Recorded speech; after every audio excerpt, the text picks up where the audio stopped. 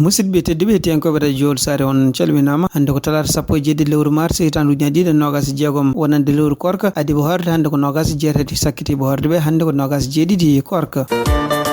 meftan men jamma hande jaten hen koye Amadou Touré bandiraɓe jewninoma kono omo sellira ko jaam ɓolo joguinomo bandiraɓe sehlaɓe heɗotoɓe radio sare jaam hiiɗe walla jaam wete moon ko ɓuuri moon hande ko habaruji international hono kanko Donald Trump o holli mettere mo nde o jogui oɗo ñalawma talata caggal ñande altinde nde hono kamɓe jeeyaɓe leyɗele o jeeyade OTAN nde kolli wonde salaire men arde walludemo wawde ittude kala ko wiyete ko haɗata batuji rewde to tuhde wonde toon to Hormuz sidni noon tan ko kanko Donald Trump oɗo sa joni ɓe jogui caɗele sababude Iran kañum horum uddinde ɗen tufnide donc ne haɗa batuji kewɗi dewoji ɗon ɓennude siftun ɗon kamɓe Iran kadi tugnade kadi ko yalti intelligence américaine ɓeɗo continue neldude kamɓe batuji mabɓe baɗɗi pétrole toɓe beela fof kono batuji mawɗi surtout yenne di gummotoɗi toon to Europe walla gummotoɗi Amérique a dewannoɗi ɗon ene wayno oɗo sajuni ko ɓe haɗɓe ɗum wontini oɗo sajuni aduna foof caɗele mawɗe saabu pétrole brut tugnade kadi habaruji jaltuɗi hanki ñalawma altini ene wona capanɗe jeetati e ɗiɗi kene wona lewru joni yettima kane ɓuura temedere bujoyi dollar ɗum ko prix muɗum noon firti noon ko pétrole so monti tugnade hande haralaɓe ko fate henne ngaalu ko pétrole montude ɗum ma monten gueɗe kewɗe ganduɗa ñameteɗe walla ñamirteɗe ko ɗum waɗi kanko Donald Trump e nder communiqué mo wonno hanki ko winduno e page makko social o wi wonde ko mo ƴeew leyɗele jeeyade OTAN beele kutoro dole OTAN beele mbawa walludemo pour hadde kamɓe Iran a blocage momi joguiɗo ko hadde kala botoji dewoji toon pour rewde ɗon en doɗen tufde siwti ɗon tan ko kamɓe Iran en wayno ko ɓe puɗɗima déjà duppude kala botoji etinoɗe rewde toon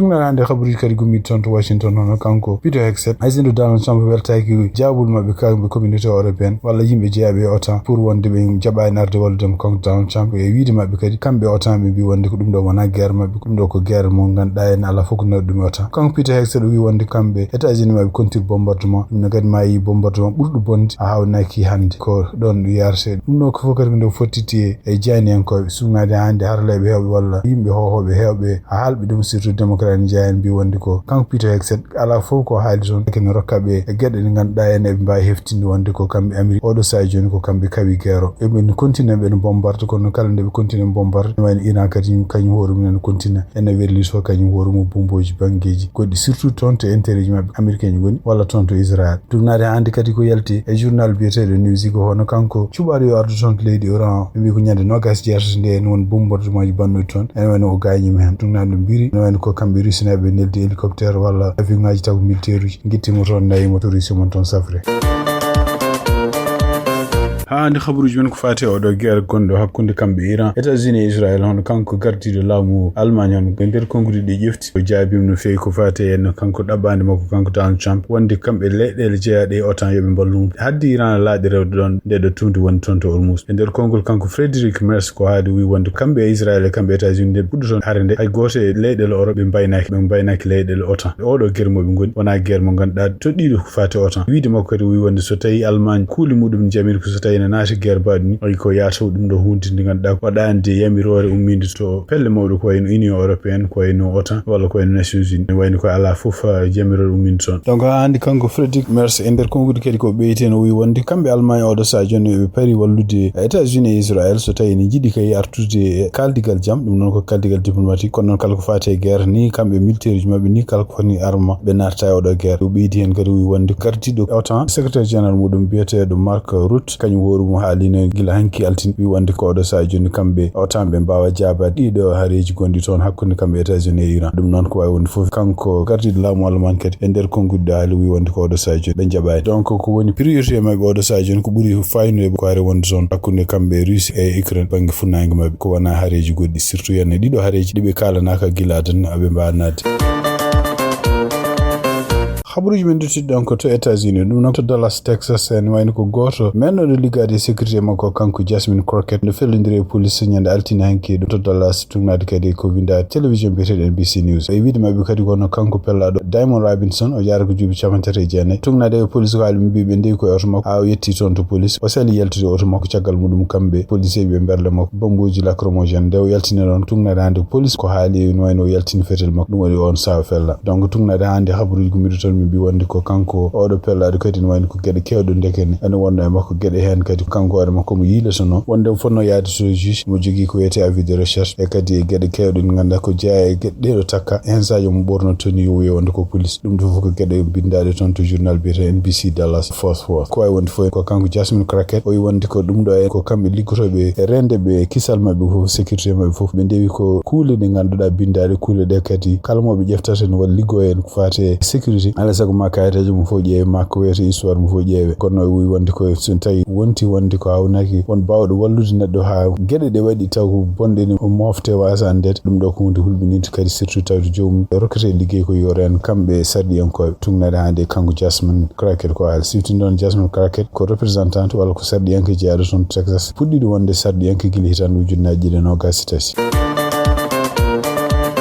États-Unis hande tugnade journal biyeteɗo Newsweek ko winde hono kamɓe Cour suprême kadi suudu ñawirdu ɓurdu mawnuɗo e États-Unis ne wayno ɓe mbawi salade kadi ɗaɓɓade kanko Donald Trump wonno ɗaɓɓade nde kadi ko caggal nde état ji ko en Ohio nde sallino en yamirore nde wonno wiide wonde ko haytinaɓe wonɓe ɗo en États-Unis fotani sornade ɗo en ɗum ɗon en wayno ko sifti ɗon tan e nder campagne makko kanko Donald Trump vice président makko fof ɓe kutirnomo konngol neɗɗo wonde ko haytinaɓe nan ɗo en ene mbaɗa ɓulluɗi walla ene mbaɗa dawaɗi hoddi ɗumen ene ñaama ɗum ɗo fof noon ko par ce que haytinaɓe wiidema ɓurgo wasande démocrate kanko Donald Trump no wino ko kala ko renataɓe ɗo en ko waɗi ɓe ɗo sornade ɗo en ɗum ɗon foti dartinede kono noon ne wayno Ohio e kañum hoɗum idi wiide wonde ɗum ɗon ala hen caggal muɗum ene wayno ko kanko Donald Trump administration makko waɗi appel pour wiide wonde ko kamɓe Cour suprême ɓe dartin yamirore makko kanko Donald Trump donc e ñalawma men kamɓe Cour suprême ɓe callimo jabade ɗum ɗon ɓe mbi wonde ɗum wona haaju mabɓe ɗum ɗo fof kadi ɓeydi mettere wonandemo kanko Donald Trump donc siftinde on tan journal o kadi wi kadi hen ken abboye temetere e capanɗe joyi ujunere haytinaji ñamɓe sorni ene wonde kadi ujunaji jeegom taw sirnaɓe ɓeɗo fof ene wayno ko yimɓe jogiiɓe nden ɗo e leydi ɗum fof ɗum Donald Trump yinno ittude ko wawi wonde fof ene wayno ko kanko Donald Trump oɗo saha joni ɗum ɗo kadi ko gueɗe kadi ɗi ganduɗa ɓeydanɗomo mettere surtout contre kamɓe Cour suprême siftinde on tan ko balɗe tati ɓennude o haalino haalluji wi wonde ko Cour suprême ñawoɓe wonɓe toon ɓe ko kañum ene wayno bonni fayida leydi ndi fof o siftini kadi e nder lewru février nde hono kamɓe Cour suprême kadi ɓe callinoma yamirore nde wonno ko fayata ɓeydude kalisaji e frais de douane marchandise aji gummuɗo caggal leydi donc ene wayno guinnel ko mettinde o wi wonde yimɓe jeegom wonɓe toon to Cour suprême ɓe jaɓɓe wiide wonde ko kanko Donald Trump ala hen droit ɓeɗon ko yimɓe gonda hen fotani wonde Cour suprême ni mon konti ƴettade ɗumen donc hande ne wayno hayso ko Cour suprême sallima dartinde ɗum ɗon eɓe ɗamini kamɓe Cour suprême kadi artude mayirɗe lewru avril lewru dartondu pour kadi heɗade avocat ji gouvernement makko kanko Donald Trump e yimɓe ganduɗa portuɓe plainte pour wiide wonde ko alay saago kamɓe haytinaɓe e sirinaɓe continue renede ɗo e leydi hande toon to congrès kamɓe républicain je ɓene cippira hen oɗo saha joni par ce que ɓe gonde andre mawde andre ko sibabude guerre mo gonaɗo oɗo saha joni hakkude kamɓe États-Unis Israël e kamɓe Iran kamɓe républicain ɓe callima wonde démocrate ɗaɓɓani men mbaɗata wonde laamu Donald Trump ministére makko toppiti ko fate défense kadi gardiɗo ko fate état major mabɓe pour yo gadda toon to congrès jaabo question ngaji ko fate ko woni sababu oɗo guerre holko ɓe ɗamini wadde ene wayno ko kamɓe républicain je surtout kanngol makko kanko Jantoun gardiɗo congrès sénat o wi won ko ɗum ɗo ɓeɗo sohlani gadde toon par ce que ɓeɗo e kañum koyemumen noddinoɓe kamɓe ardiɓe congrès ɓe fof e walla gomuji gonɗi toon ɗi fof kalaniɓe holko ɓe gonde dow muɗum ko ardede kadi ne artire ɗon to congrès ɗum ko sohlani oɗo saha joni kono républicain ji wonde enen puɗɗo oɗo saha joni wiide ko alay saago ɓe garde congrès par ce que congrès yimɓe sarɗiyankoɓe ɗum woni ligguey mumen pour public o anda holko woni sababu kalisaji bonneteɗi oɗo saha joni e oɗo guerre konngol makko kanko Lisa Murkowski o wi wonde ko yiɗa fadde ha kamɓe ɓeɗo ardiɓe armée walla ardiɓe administration ɓe gara toon to congrès kadi ɓe mbiya wonde aha ɗum ɗo woni facture mo oɗo guerre Iran contre États-Unis et Israël ɗum woni ko jeeri kanko Lisa wi wonde ko alay saago hadde mabɓe hebde facture ɓeɗo hen gara toon kamɓe ardiɓe ko fate guerre ɓe gara toon ɓe jaabo question ngaji sarɗiyankoɓe